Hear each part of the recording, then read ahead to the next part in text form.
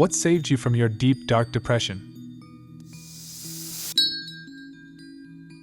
The very, very tiny voice in my head that said you don't actually want to die. Me saying or thinking, I want to die, doesn't actually mean I want to die. It means I want to escape the situation.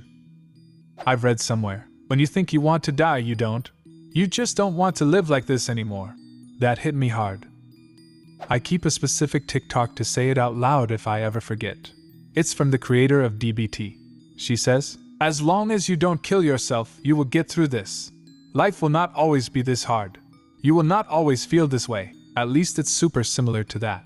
The woman is a lifesaver. DBT is the coolest.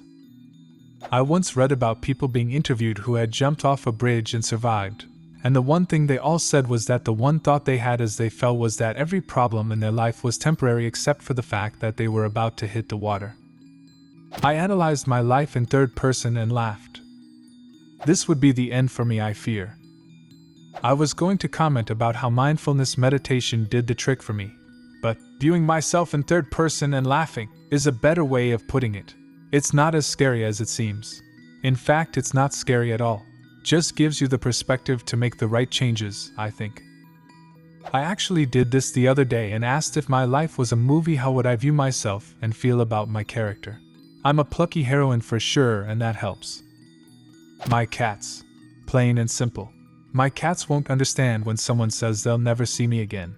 And the thought of them running to the door every time there's a sound outside thinking it was me coming home, and their sad little faces when it's not, keeps most of the depression at bay.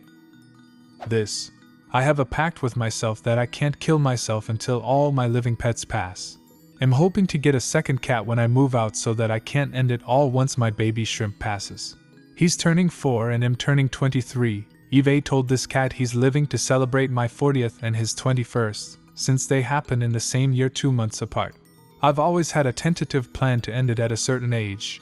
I'm hoping that having my pets around makes that impossible. Life is much better at 40 than at 23. You might not look as good, but damn do you feel better. At my lowest point, my sister called round to check up on me, pretending everything was alright and not face the facts that I was depressed and things could have gotten very dark. She'd done something that seemed so simple. She arrived back up about a week later with a dog for me, and it actually was life-changing. Great sister, you've got there. My dog changed my life too. It was such a simple thing. I never actually thought of getting a dog, but now I'd recommend it to anyone. With depression, some people literally don't have the energy or money to take care of a dog. They are a lot of work. They can be a lot of work, but they also provide routine and may force you out of the house for walks. Both those things can greatly help someone who is depressed. I am currently going through the darkest period of my entire life. There is a line from the show Severance. Every day feels like a year, and that is exactly how I feel. I feel I am barely holding on day to day. It's awful. But even still, I like to tell myself that I am making a lot of choices, which I hope at this point are more habits than choices, that are keeping me from truly going into a dark place. As bad as I feel now, I try to remember that there is a version of me that is not doing these things that is much worse off than I am now. Level 1 has been no alcohol, moving my body in some way every day, getting outside every day even if it's just around the block, eating nourishing food, and drinking water. This has all really helped, and I don't want to think about how bad off I'd be if I wasn't sticking to these things. I am hopefully phasing in Level 2 next week, which is getting back into therapy, journaling, and trying to get to sleep before midnight instead of staying up until 3 a.m. doom scrolling and feeling like shit. These may not sound like anything to write home about, but 3 months ago I was literally unable to get out of bed or eat anything because I was too depressed. Getting sober, over 5 years now. Day 1 for me, congratulations to you. You'll have dark lucid dreams, but they'll pass. It'll get harder but then suddenly become easier. 10 years on and dark days still crave the bottle, but they're just passing thoughts that warrant no real consideration. The strength is there if you welcome it. I'm proud of you. Wellbutrin and therapy. I cannot manage my depression without intervention, unfortunately. That's me. One drug for a decade and the same therapist for almost as long, acceptable. Up the dose and add a new drug? Suddenly I felt uniquely broken. But I've said before, you get me medicated or maybe you don't get me at all. Chemistry saves lives. Yeah, I hate the whole I shouldn't need a pill mentality. There is no amount of exercise, diet, meditation, sunlight, whatever that will cure my depression.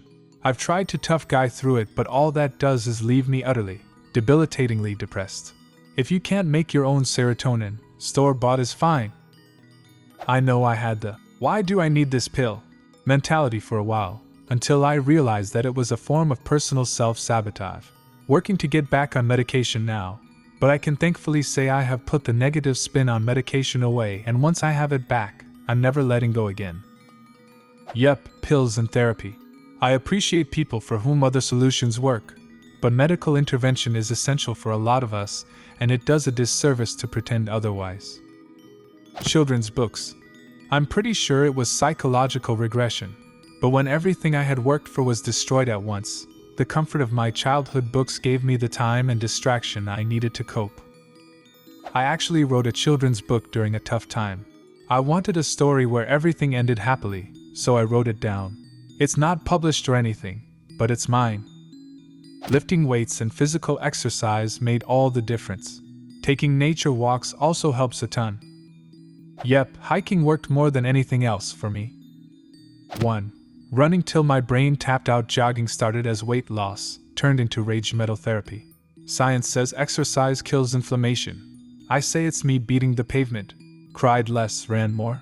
2. Going full yes man mode. Said yes to goat yoga, midnight drives, weirdo strangers.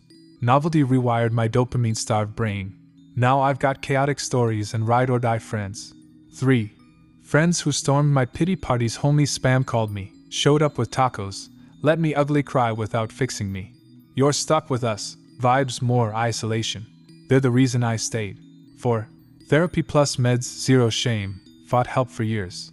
Got a therapist who roasted my excuses plus SSRIs. Like glasses from my soul, suddenly, the fog wasn't forever. 5. Ditching social media, Reddit stays, deleted the Instagram, killed FOMO. No more comparing my dumpster fire to filtered reels. Bonus, 10-minute meltdown rule. Spiral for 10 minutes max. Scream, cry, doom Google. Timer dings? Do one thing. Chug water, walk, text a homie. Progress, more, perfection. I stopped ruminating on my problems and on myself and started asking myself, how can I help others around me? My son. I had postpartum depression, and every single day I woke up and asked myself, what if I didn't have to wake up anymore? Then I looked at him and told myself, no, he needs me. I lost my dad 3 months after my son was born. Then my job. Then my partner. The depression was severe, and I've only just started climbing out of it. With absolute certainty, my son is the reason I pushed through. His kindergarten teacher was the one who noticed something was up with me and asked if I was okay, gave me that extra support I needed to pull myself out of despair. Our children are blessings in ways we couldn't even imagine. Moving out. Elmeo thought I was depressed, turns out it's just my mom. Mushrooms.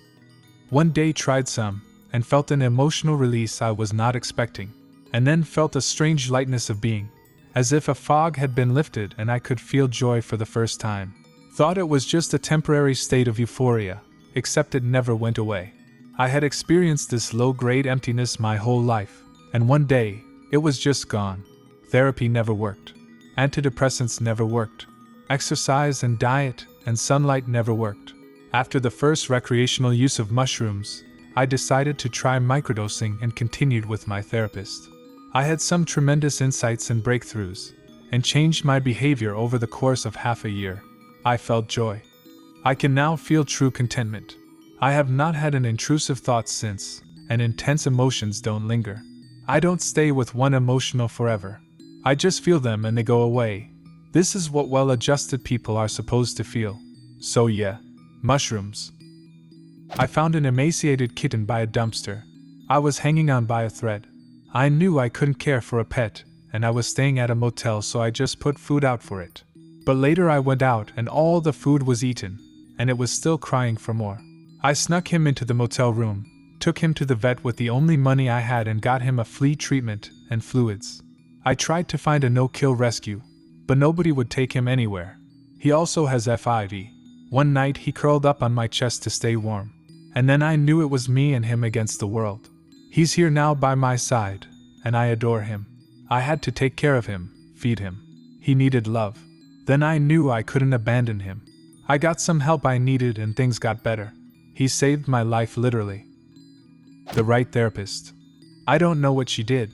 She had a gentle way of making me realize that my life doesn't suck and that the possible outcomes could be amazing, and that the possible consequences for facing my fears were near non-existent, and all in my head. I can't pinpoint anything, but she pulled me out of a dark place just by sitting with me and helping me understand myself. I never had much softness in my life, and talking to someone without worrying that they'd, outwardly, judge or explode on me for having thoughts and feelings was a wonderful thing. Do you have a similar story? Leave a comment, and subscribe to the channel if you want to see more videos like this one.